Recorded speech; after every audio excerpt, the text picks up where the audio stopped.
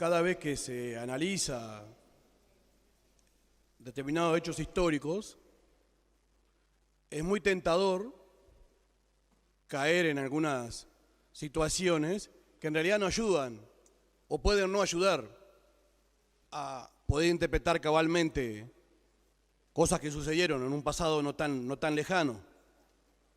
Uno de los peligros, una de las tentaciones, es intentar, y realmente acá ha estado en muchos casos, utilizar una interpretación determinada de unos hechos históricos para justificar posturas actuales o para utilizarlo como parte de la discusión actual política que tenemos en nuestro país. Tampoco ayuda a eso.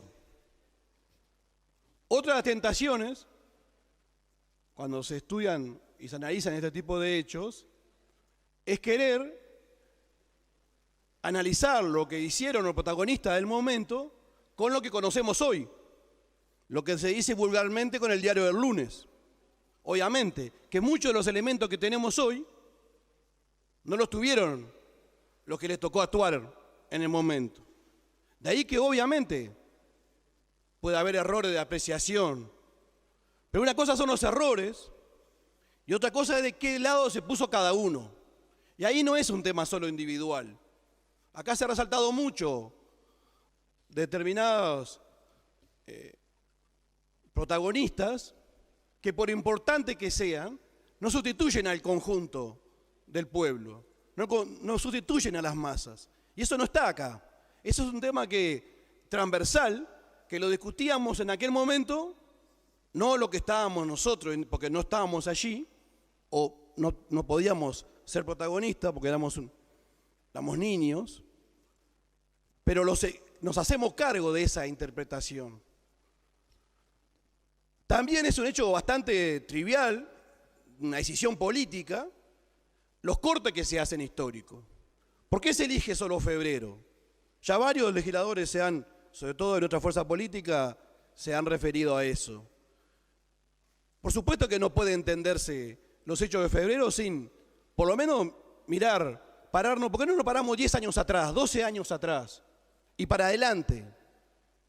No tiene nada que ver con lo que pasó en febrero, la crisis que se vivió durante toda la década de 60 por lo menos, aunque algunos podemos ir un poco más atrás.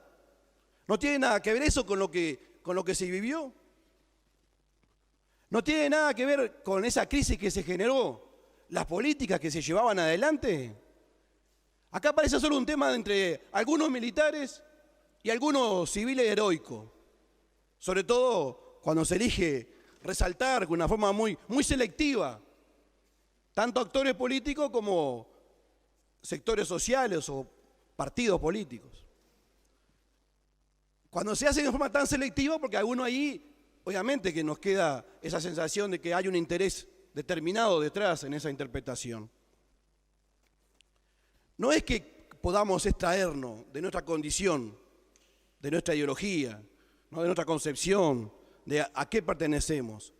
Pero la historia ha avanzado muchísimo, desde el punto de vista científico, porque una cosa son las interpretaciones, pero hay una base muy importante, y en nuestro país, vaya si lo habrá, que nos permiten analizar, aunque mantengamos nuestra visión, nuestra concepción, pero analizar con elementos mucho más ciertos. Algo que está demostrado, creemos que por todos los historiadores actuales, es que es una falacia hablar de la famosa guerra o de los dos demonios.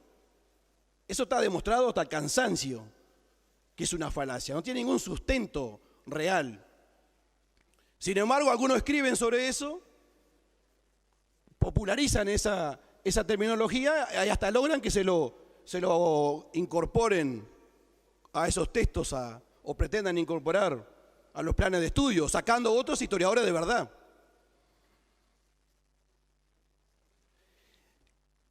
Sin duda que hay que insistir mucho, si queremos de verdad conocer más, el aprender, el conocer, que tiene tan incorporado a la razón de ser, ¿no? El ser humano siempre quiere aprender, por supuesto. tenemos que mirar todos esos años anteriores. Hoy, un compañero que habló anteriormente decía lo de la Guerra Fría, el papel del imperialismo, el papel del imperio norteamericano en todo el contexto latinoamericano. Eso no tenía nada que ver, era solo un tema de algunos militares. Las políticas económicas y sociales que provocaron esa crisis, ¿eran llevadas adelante por los militares? ¿No había partidos políticos atrás que gobernaban y que decidían esas políticas económicas y sociales?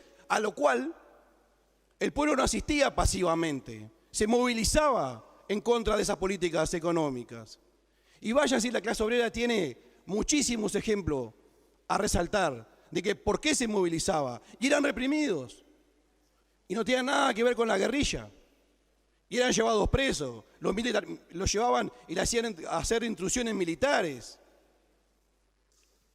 Había tortura en los años anteriores. Está más que demostrado que había torturas. Y en ese momento no gobernaban partidos políticos. No hay responsabilidad ahí.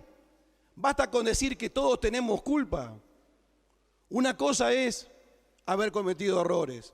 Otra cosa es haber tomado decisiones que llevaron a esas crisis y que a tanta gente hicieron pasar mal y que deterioraron tanto la calidad de nuestra democracia. Y ahí había decisiones y había, más que personas, había partidos políticos que tomaban esas decisiones, gobernantes que tomaban decisiones. Cuando gobernaban una y otra vez bajo la medida pronta de seguridad, ¿eso no tenía nada que ver con el deterioro de la democracia? ¿Y quiénes decidían las medidas prontas de seguridad? ¿Quiénes votaron la ley de seguridad del Estado? ¿Quiénes votaron el estado de guerra interno? Y subido a eso, ¿cuántos crímenes se cometieron? Entonces, es mucho más que decir que todos tenemos algo. Es tratar de ver el todo, hacer el mayor esfuerzo por ver todo el contexto y no quedarnos solo con aquellas cosas que pueden servirnos para justificar hoy una postura ideológica.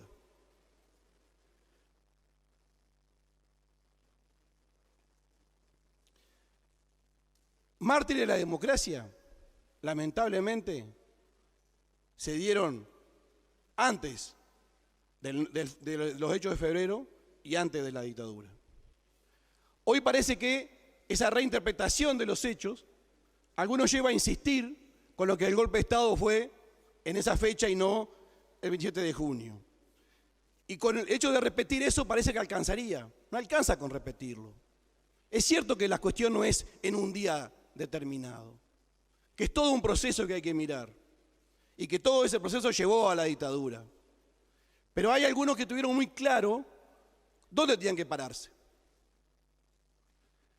La clase obrera del Uruguay ya tenía, desde el 64, cuando se da el golpe de Estado en Brasil, ya tenía definido que si acá venía un golpe de Estado, una dictadura, se le iba a enfrentar desde el primer día. Y lo hizo y cumplió. No todos respaldaron.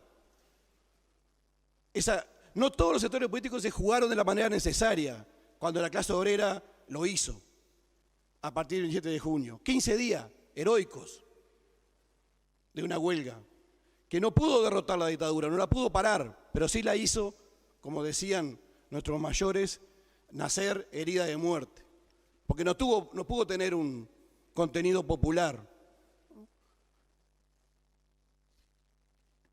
Entonces, también es cierto que cuando acá se insiste y se toman algunos editoriales del Popular, ojalá esto sirviera para que ahora se lea más el Popular. El Popular ahora es un semanario, en aquel momento era diario, ahora es un semanario, sale los viernes. Se puede leer todos los números del Popular. Hay archivos. Y ya que en lugar de leer solamente esos 3 o 4 posteriores al 9 de febrero, que además hay que leerlos y no decir lo que dicen que dijo, hay que leerlos. También hay que leer todos los anteriores. El respaldo a la democracia, el respaldo a todas las luchas de los trabajadores, en general de la sociedad que quería vivir mejor. Y la denuncia de esas políticas crueles que se llevaban adelante. Esa imposición. Y que la dictadura tuvo mucho que ver con eso. Vaya casualidad. Durante la dictadura los trabajadores perdieron por lo menos la mitad del salario. No podían, era muy difícil, aunque militancia siempre hubo. Entonces la dictadura no tuvo nada que ver con una concesión de política económica. Para nosotros en ese sentido fue una continuidad de esa década anterior.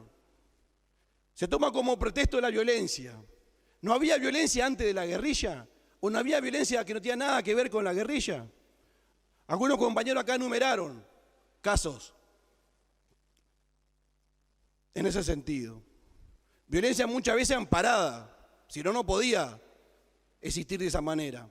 Amparada de distintas esferas del Estado.